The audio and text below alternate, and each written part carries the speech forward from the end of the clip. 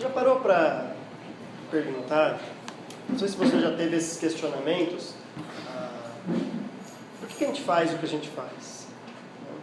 Por que todo dia você acorda cedo para trabalhar, isso durante um ano todo, e depois no outro ano vai ser assim também, e no outro ano vai ser assim, e você vai passar toda a sua vida fazendo isso. Você vai acordar cedo, ir para o trabalho e voltar para sua casa. Toda a nossa vida. Por que a gente faz isso? Várias e várias vezes eu gosto de, como tenho duas filhas, né, tenho que acordar bem cedo para fazer um monte de coisa antes de elas acordarem, porque depois que elas acordam, pronto, esquece o dia, né? Pelo menos quando eu estou em casa. Então eu gosto de acordar bem cedo para correr. E várias vezes eu fico pensando, indo para a academia, e falar, por quê? Por que a gente acorda tão cedo e fica meia hora numa esteira sem sair do lugar? Por que a gente faz isso? Quando a gente começa a parar para pensar algumas coisas, de que adianta você ganhar tanto conhecimento, tanto ensino, e depois não conseguir achar um emprego, por exemplo? Do que adianta você se encher de especializações, e aí você tem aquele amigo seu de infância, sabe, que nunca estudou e está super bem na vida. Conseguiu, achou um negócio que deu certo para ele e está super bem. Aí você fala assim, tem lógica tudo isso? Tem sentido? Você já teve essas indagações? Por que a gente faz isso? Por exemplo, por que a gente cuida tanto da alimentação? Pelo menos eu preciso cuidar da alimentação. Sendo que semana que vem eu posso morrer. Aí você pensa, por quê? Por que a gente faz essas coisas? A gente vai começar uma série em Eclesiastes. E Eclesiastes é exatamente essas indagações. O livro de Eclesiastes trata sobre essas indagações. O porquê da vida. Dei o nome da série de O Significado da Vida. E a gente vai ver Eclesiastes durante todo esse semestre. E a ideia com o livro é mostrar durante esse semestre que a vida tem sim um significado. A gente acorda cedo por um motivo, por um significado.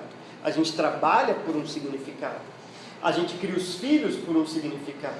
A gente estuda e adquire conhecimento e sabedoria por um significado. A vida tem sim um significado. E essa é a mensagem de Eclesiastes. Agora, eu confesso para vocês que vai ser um belo desafio para mim pegar Eclesiastes. Isso porque, de todos os livros da Bíblia, eu considero um dos mais complexos. Aliás, foi a mente mais sábia que já existiu nesse mundo que escreveu um livro. E, aliás, de uma maneira bem difícil de compreender a sua mensagem. Tanto é que Eclesiastes tem sofrido muitas e muitas injustiças ao longo dos anos. Desde o começo da história da igreja, eu vou mostrar alguma delas para vocês. Esse primeiro estudo nosso visa dar uma introdução no livro de Eclesiastes, para quem nunca se deparou, nunca leu, nunca foi atrás dessas questões, mas algumas questões envolvidas no livro de Eclesiastes. E você pode garantir uma coisa. Eclesiastes é um livro complexo. Eclesiastes é um livro complexo. E em primeiro lugar, abram em Eclesiastes capítulo 1. Eclesiastes é um livro complexo por causa da sua autoria. Salmos, Provérbios, Eclesiastes. Eclesiastes capítulo 1.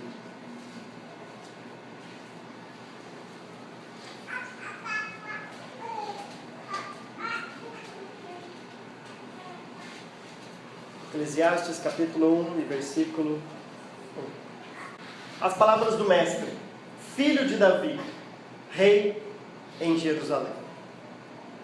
Eclesiastes não deixa explícito qual é o seu autor. E esse é um dos motivos pelos quais Eclesiastes tem sofrido muitas e muitas injustiças e tem sido alvo de pedradas de todos os lados, tanto de liberais, mas inclusive de conservadores. Isso porque aquelas pessoas que estudam a Bíblia, que me desculpem, mas eu reconheço como um deles, minha mente está bem longe da mente de Salomão, quer colocar a mente de Salomão numa caixinha, dizendo que ele poderia ou não escrever, como a mente dele poderia funcionar. Agora, lembra, a gente está falando da mente mais inteligente que já viveu nesse mundo, pelo menos segundo o testemunho bíblico, a época que foi escrito isso a respeito dele. Então, uma das mentes mais inteligentes que já existiu, e hoje você tem críticos e mais críticos escrevendo o livro, falando, por exemplo, que é impossível Salomão ter escrito o livro de Eclesiastes. Então eles querem colocar limitações para a mente de Salomão, um dos homens mais sábios que já existiram. Por exemplo, eles vão falar que o livro de Eclesiastes foi escrito por 3 pessoas distintas. Então você tem um homem secular e longe de Deus e totalmente cético sobre a vida. Por outro lado, você tem um rei de Israel, que é muito sábio, se é que foi Salomão que escreveu aquela parte, eles vão falar isso também, mas contrapondo isso com afirmações pessimistas, e ele vem com uma afirmação otimista, e você tem um editor que juntou tudo isso, junto o capítulo 1 com o último capítulo, e editou tudo isso numa obra só.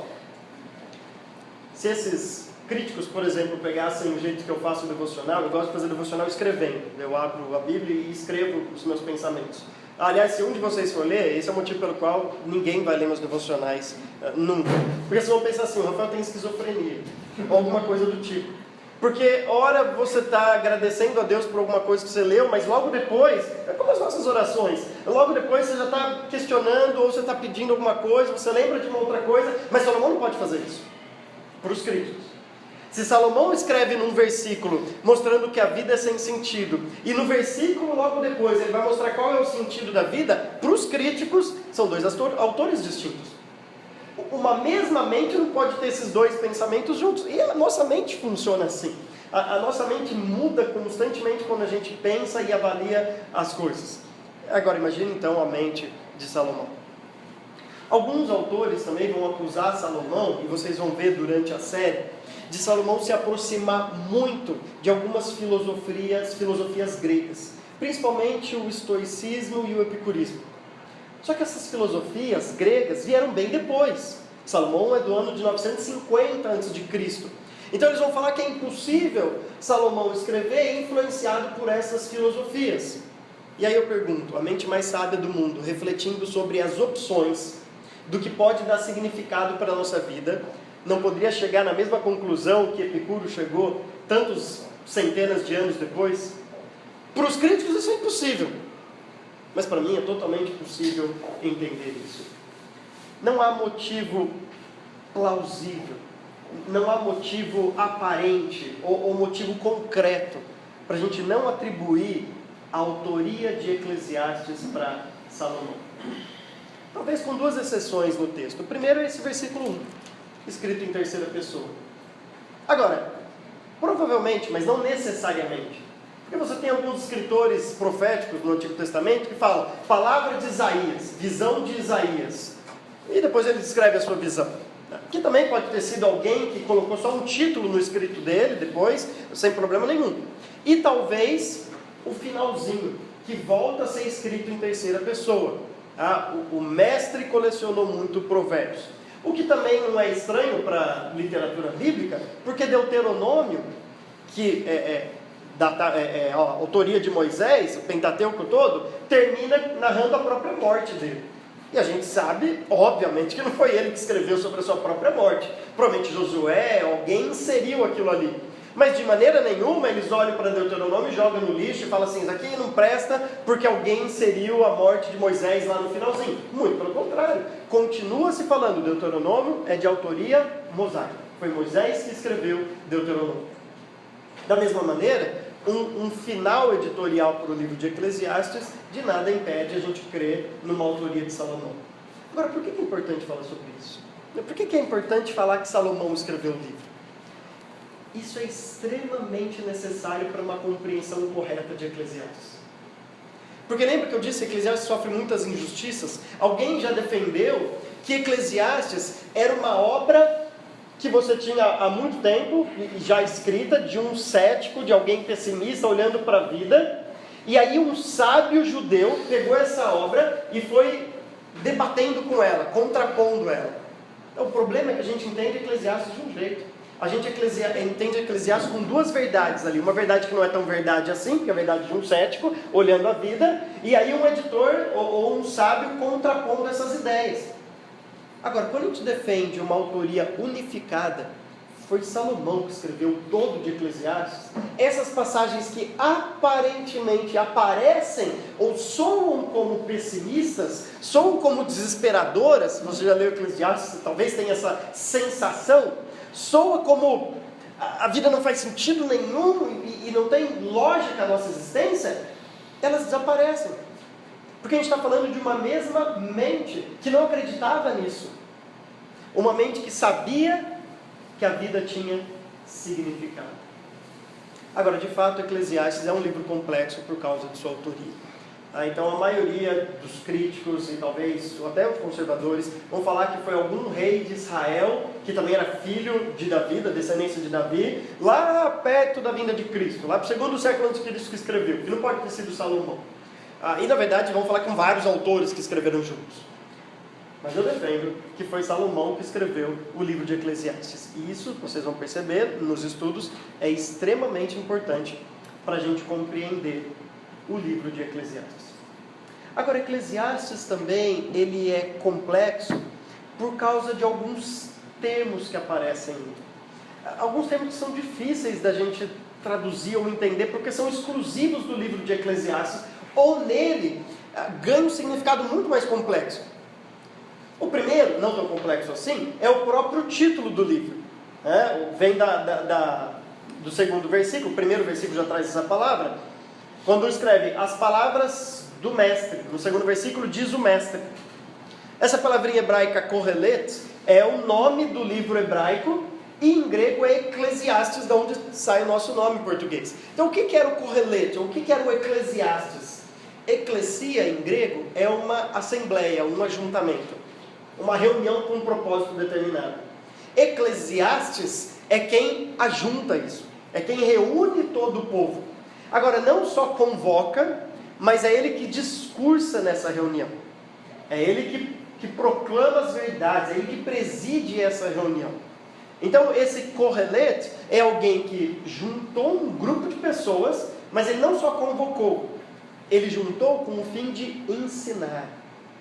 Lá no final do livro, o editor, ou o próprio Salomão, que vai escrever em terceira pessoa, ou o trabalho do editor, que o mestre ensinou sabedoria. Então ele junta isso como um mestre, como um professor, como um palestrante, como um tutor. Ele junta um grupo de pessoas para ensinar alguma coisa. Isso é o kohelet. Agora, tem um termo mais difícil para a gente.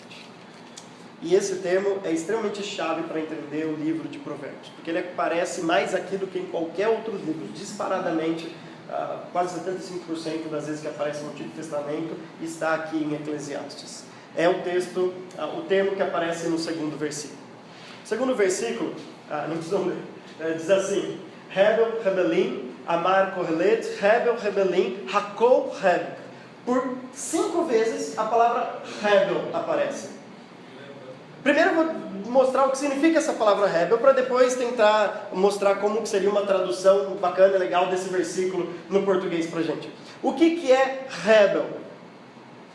Hebel, o Dicionário Internacional de Teologia, vai mostrar 3 significados para Hebel, e os 3 estão presentes aqui no livro de Eclesiastes. Primeiro, vaidade. Vaidade no sentido de ostentação. Vaidade no sentido de você tentar fazer algo, tentar controlar algo, mas não consegue. E Eclesiastes vai mostrar que a nossa vida é assim. Você não consegue controlar a sua vida. Já pensou nisso? Você não escolheu o jeito que você nasceu, que família você nasceu, que país você nasceu. Você não escolheu se você nasceu homem ou mulher. É bem provável que você não trabalhe no trabalho que você gostaria mesmo. Sabe, você olha assim e fala assim, seria muito mais fácil o mundo assim, né? Você olha para todo mundo e fala assim, quero trabalhar ali. Ali eu me encaixo, ali eu ganho um salário legal, vou trabalhar ali. A gente não consegue. É bem provável que você fale assim, eu gostaria de mudar de trabalho. Eu espero que você não fale, eu gostaria de mudar de esposa, ou marido, alguma coisa assim,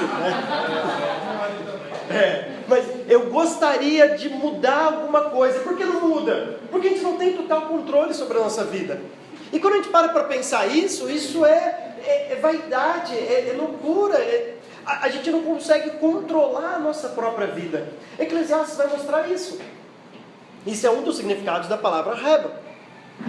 Agora, a palavra Hebel também significa sem sentido. E aí, Eclesiastes vai fazer a mesma tarefa que Provérbios faz, só que de um modo invertido. Lembra de Provérbios? Provérbios, que foi escrito também por Salomão, vai começar logo descaradamente mostrando que o temor do Senhor é o princípio da sabedoria. E aí ele vai pintar um quadro que você olha o livro de Provérbios e fala assim, que otimismo viver sobre o temor do Senhor. Porque o temor do Senhor vai te dar prosperidade, vai te dar paz, vai te dar bons amigos. Você olha o livro de Provérbios e fala assim, caramba, que legal seguir o temor do Senhor, seguir essa sabedoria. Eu vou seguir. Aí vem o livro de Eclesiastes e fala, mas calma, olhando para a vida, olhando para o jeitão que é a nossa vida, nem sempre isso é regra. Há muitas e muitas exceções. E Eclesiastes vai lidar com essas exceções.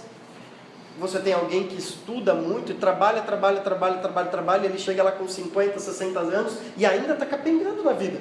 Agora você tem um outro lá que mal trabalha, descobriu alguma coisa, criou alguma coisa, e quando você vê ele está rachando de ganhar dinheiro. Faz sentido isso? Conheço pessoas, tinha uma amiga lá em Piracicaba, que não queria ter filhos. Aliás, ela não queria nem casar e nem constituir família. E ela teve 2 filhos, por relações que foi tempo. Assim. É a amiga que eu digo conhecida, né? Teve uma relação, engravidou. Deu para o pai cuidar, lógico, não queria filho. Os pais cuidam até hoje dos 2 filhos. Por outro lado, eu tinha um amigo lá em Piracicaba, amiga que queria engravidar, aliás, que até hoje, e não consegue. E aquela pessoa temente a Deus, que seria uma ótima mãe de família, como a gente crê assim, né? Um pai, mãe de família. Mas fala, faz sentido essas coisas? Para pensar, faz sentido isso? Nem sempre a vida vai fazer sentido. Não é todo mundo que rouba descaradamente que é preso um dia. Às vezes o cara morre sem ser preso e a gente olha e fala assim, cadê a justiça? Não faz sentido. Então Eclesiastes vai equilibrar aquele otimismo lá de Provérbios, que mostra que viver sob o temor do Senhor, viver essa sabedoria, sempre vai... Eclesiastes, não é sempre que vai dar tudo certo. A vida não funciona assim. A vida não é lógica o suficiente. Muitas vezes a vida é sem sentido. A vida é sem sentido. Eu lembro até hoje de um professor de antropologia na faculdade. E ele falava assim pra gente, imagine que vem alguém de outro mundo para essa terra. E você tenta explicar como as coisas funcionam aqui. E aí quando ele ia fazendo esse exercício com a gente começa a perceber como a vida não faz sentido. Ele estava falando, por exemplo, ele chega no meio de uma cidade. E aí você tem um padrão de roupa, né? Pelo menos até um tempo tinha, né? Hoje está cada vez mais descarado. Mas você tinha um padrão de roupa decente. Se você sair de biquíni ou de sunga numa cidade, vai ficar todo mundo te olhando e te achar muito esquisito. Agora, se ele parasse aqui na praia, ele ia ter uma outra noção do que é o nosso mundo. E aí vai explicar para ele que se você pegar a roupa da cidade e usar na praia, todo mundo vai achar estranho. Você está de calça jeans. Mas por outro lado, se você pegar a roupa da praia e andar no meio da cidade, todo mundo achar absurdo, porque você está andando de biquíni na praia, no meio da cidade. Aí ele tentando entender como funciona a nossa vida. A nossa vida não faz sentido. E olhando para essa vida, Hebel vai mostrar para a gente, a vida nem sempre faz sentido. Quando a gente quer explicar e encaixar todas as coisas, não é sempre que vai fazer sentido a vida. E terceiro, o significado de Hebel. Hebel significa vazio. E quando o Eclesiastes usa a palavra Hebel como vazio, ele está falando da brevidade da vida. Nossa vida é curta. Quando a gente para pensar no tempo da nossa existência, imagina um mundo aí com 6 a 8 mil anos de existência. Imagina o que é a sua vida de 80 anos aqui nessa terra. Quando a gente está passando por esses 80 anos, a gente se acha assim como se fosse a última bolacha do pacote, e de que agora o mundo começou a existir porque eu nasci, porque agora eu penso, porque agora eu escrevo, então agora a cultura vai para frente. Quando a gente olha para Eclesiastes vai falar que a nossa vida não é um nada, é breve demais, é vazia, e as Escrituras vão confirmar isso. A nossa vida é como um sopro. Quando você menos percebe, aquele vento já dissipou, que você soltou com a sua boca. Essa é a nossa vida. Nossa vida é breve demais. E isso causa desespero na gente. É justamente por causa dessa brevidade que a gente busca tanto significado para a vida. E aquela correria, e aquela vontade, aquele desejo de buscar significado para a nossa existência, porque talvez um pouquinho mais de tempo, e a gente não existe mais. A gente não está aqui mais nesse mundo.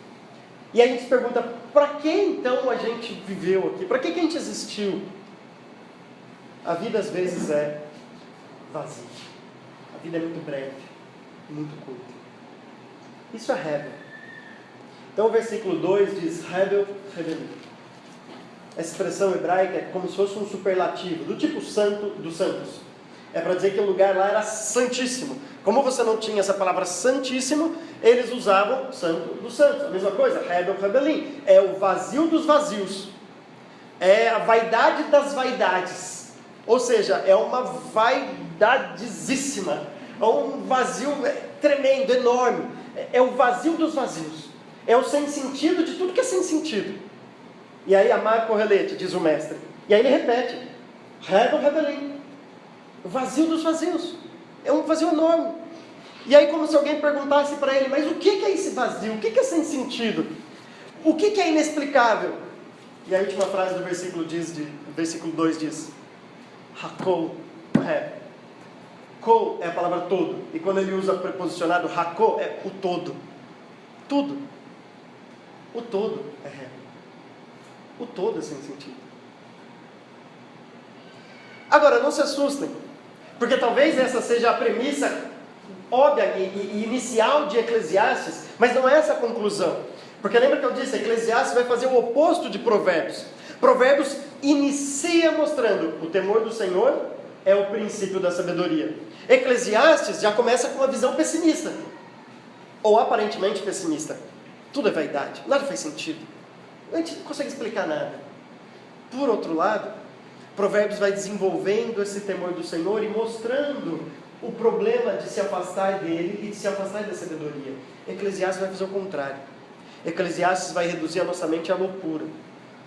Quando você olha para tudo e não acha mais significado, e onde eu busco esse significado então? A Eclesiastes vai mostrar que há um significado para a existência. Então talvez não vai ser no culto de hoje. Talvez não vai ser no culto de semana que vem, na próxima vez que eu pregar. Talvez não vai ser nos próximos cultos. Porque Eclesiastes tem essa característica de, primeiro, mostrar lugares, coisas, pessoas que você pode buscar significado.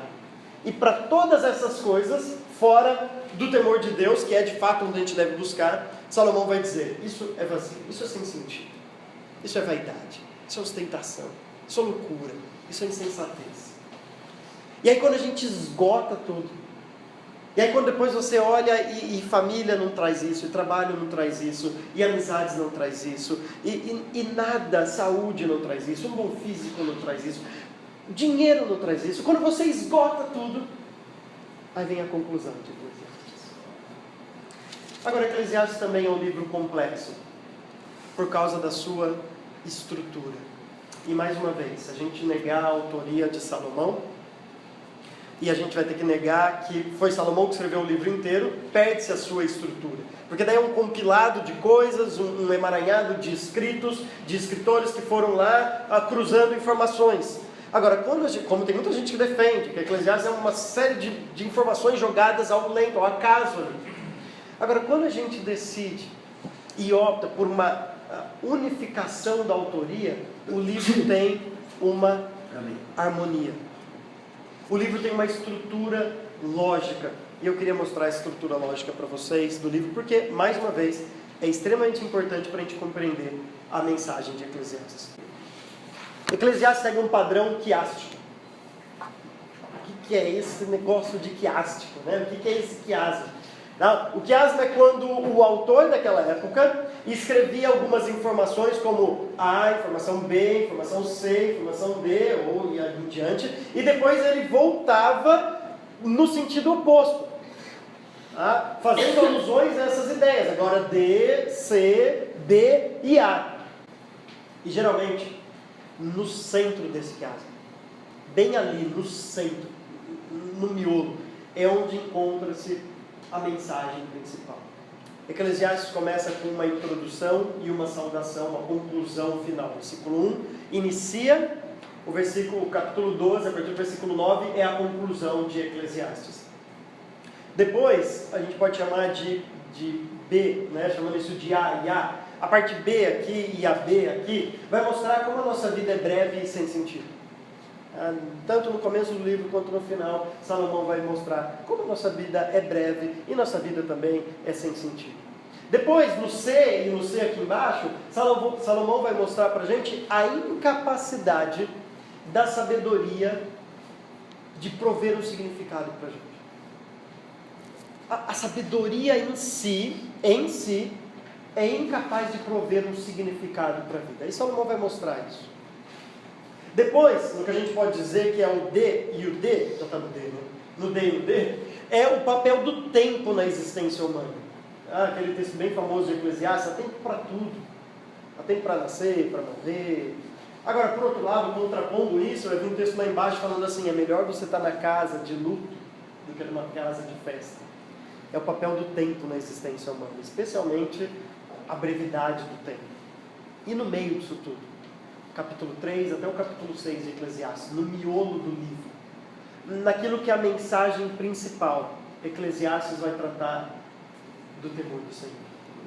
Abram lá Eclesiastes capítulo 5, versículo 7.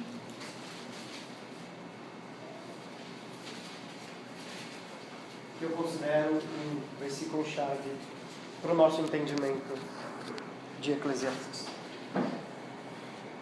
Eclesiastes capítulo 5 e versículo 7.